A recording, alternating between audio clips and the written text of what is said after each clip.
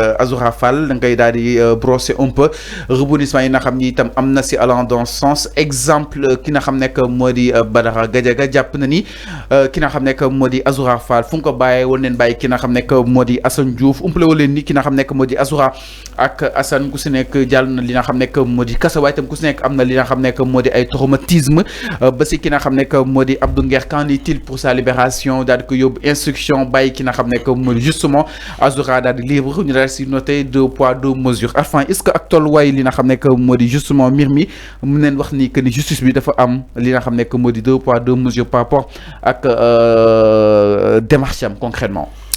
Oui, il faut ngeen xam ni d'abord di nuyu kii téléspectateurs yi ñuy seetaan. maa ngi lire sànq Ibrahima Sori Balde nee na vous allez nous payer nos minutes perdues. donc ñeneen ñi yëpp maa ngi leen di nuyuwaale. bu baax a baax. Serigne Cheikh Dioum depuis Abidjan bonjour à toi. oui je me suis bien réveillé. merci beaucoup. alors su ma ñëwee ci le cas de tout à l'heure bi nga évoqué Badara Gadiaga il est dans l'amalgame. Il fait de l'amalgame.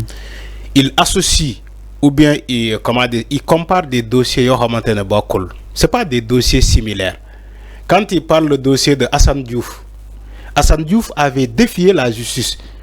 Il a été convoqué et il a refusé de déférer à cette convocation. Assane Diouf moo tax ñu décerné ko un mandat d'amener ñu dem fekk ko këram jëli ko de force. alors su ma ñëwee ci beneen cas bi. Abdou Nguer suite à son interpellation il a eu des plaintes aujourd'hui sax ci presse bi ñu ñuy xamal ni que sa Abdou Nguer là il a été extrait de sa cellule pour d'autres soubassements.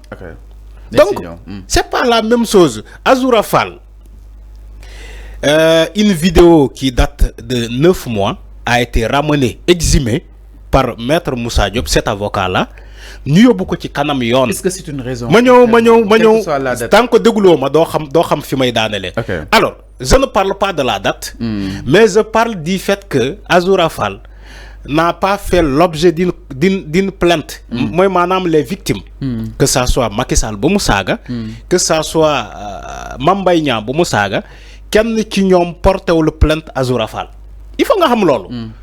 alors Azoura il a été amené devant la justice suite à une saisine boo xamante procureur def na ko autosaisir nan mu yóbbu Azoura devant les enquêteurs loolu moo am. alors ci dossier boobu encore plus Azoura Fall il nous a été présenté un certificat médical.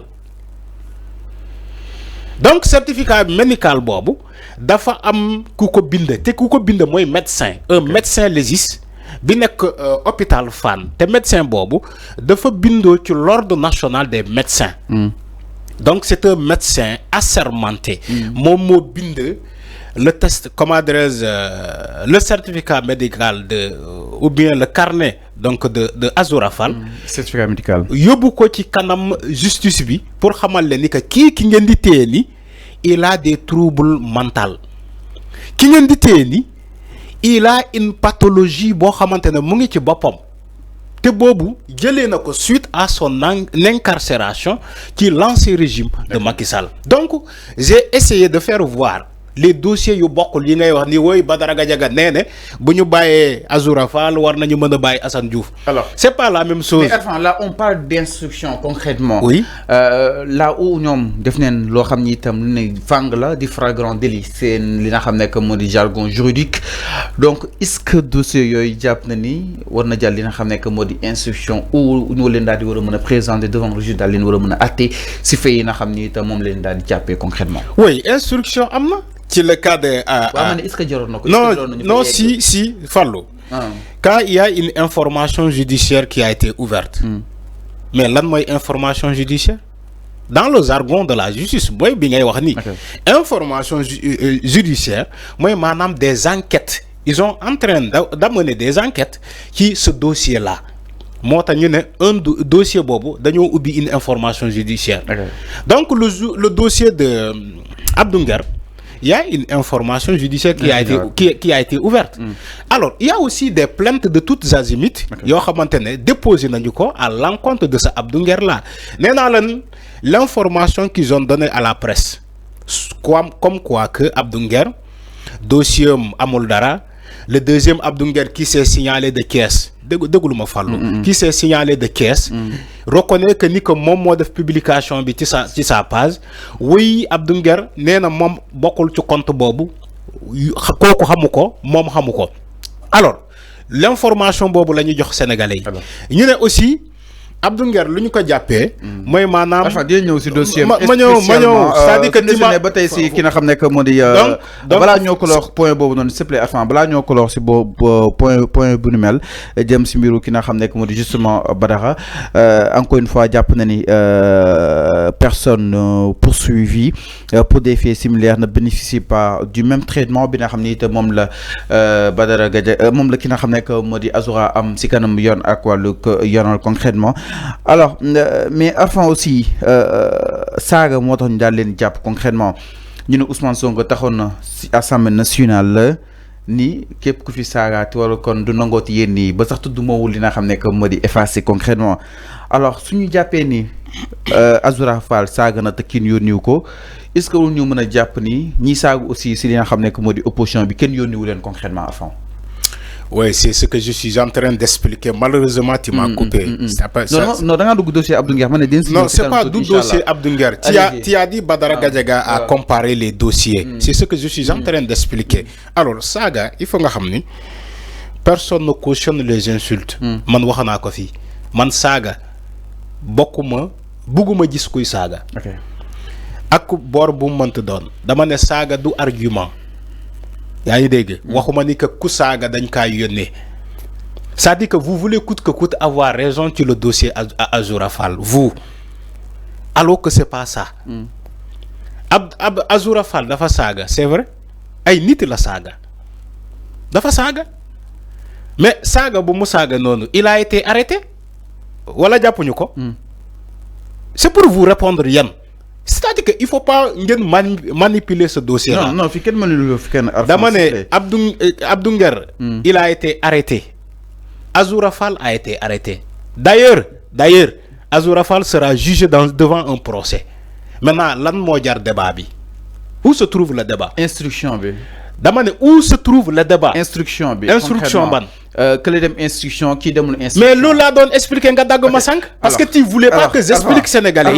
Légui dama bëgg ñëw ci ben point. Quand tu me dis ouais le dossier Abdou Nguer dinañ ci ñëwaat. Tu parles, tu mélanges, je suis en train de dire nga ne ba non dinañ ci ñëwaat. Alors attends, dañoo japp ni Azoura kenn yónniwu ko. Dafa bokk ci ben entité muy saga qui tourne autour du même pot. ñu ne kenn yónniwu ko concrètement donc est-ce que waruñu mën a jox présomption d'innocence boobu noonu yéen opposants yi que ni peut-être ñii saaga kenn yónniwu leen bokkewuñu si ñoom yónniwuñu leen pour ñu wax yéen nii ki nga xam ne que moo justement Ousmane Sonko ak ñu mu ànd si waa Pastef. C'est-à-dire que ce débat-là tourne autour du pot, Fallou. Il faut qu'on progresse ce débat. Quand je réponds à une question, je pose encore la même question. Alors, quand tu dis, Fallou, il faut que tu aies une affaire. Instruction, tu insistes tellement que tu veux avoir raison.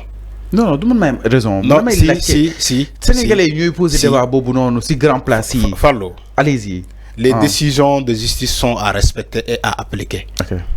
Je suis d'accord avec ça. Tu ne peux pas te lancer dans une manipulation. Non, même pas. Attends. On ne manipule pas. Un juge, un juge a donné une décision. Pour le dossier, de tous les dossiers, pour tous les dossiers. Un juge a donné une décision pour le dossier Abdou Nguer. Un juge a donné une décision pour le dossier Azoura Fall. Donc on évolue. Donc c'est ce que j'ai dit, on doit évoluer. Il ne faut pas vouloir avoir toujours raison. Il faut respecter les décisions de justice. T'es Azoura Fall. Arrête de personnaliser les débats. Non, c'est pas personnalisé. Je ne cherche pas à avoir raison sur qui que ce soit. Pourquoi c'est les débats qui se posent dans les grands places. Mais j'ai répondu à cette question. Tu amènes toujours la question. Dans les grands places, exactement. Donc, dama la ne ni ñëw si dossier Abdou Nguer jarul nga si tudd dugg bu baax a baax parce que répétition lay doon concrètement ponk spécial si loolu donc mi ngi noonu par rapport ak li nga xam ne moo di cette sortie boo xam ni itam semaine bii ñëpp partagé nañ ko bu ki nga xam ne moo di le chroniqueur Badara Gadiaga ba war a démb nag ñoom wàllu Diouf Bodian ñenn si waa Pastef daal di koy tontu alors njaaj ñëw itam si leneen